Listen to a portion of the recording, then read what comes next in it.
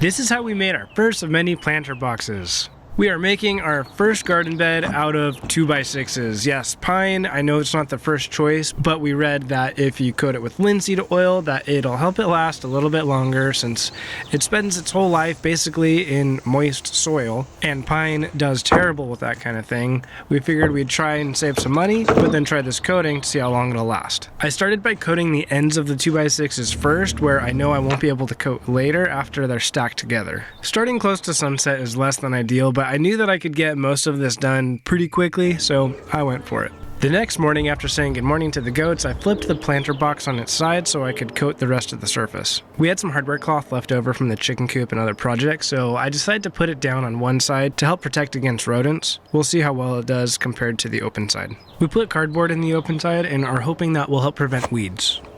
Now, Mike is the one that does all the research about what should go in the soil and what's good for the plants, and she said that the sticks that I had recently cut down would be perfect for helping feed the soil and keep it healthy. So we put our gloves on and started cutting. While I chopped up more branches, she brought them over and started loading up the planter box. It seemed like a lot of sticks at first, but I walked around on it and it squished down quite a lot, so I figured once we put the soil in, it would squish down and use up some of that space better. The soil actually did squish it down quite a bit. What was really strange is no matter what I did, the soil would not come out of the dump trailer, no matter how many times I reversed and hit the brakes, so I had to jump inside and push it down.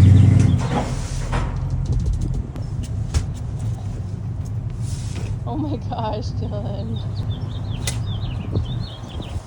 I have to say, this was a little surprising. I'm used to things sliding right out of this trailer. But with the soil out, we can start filling the planter box.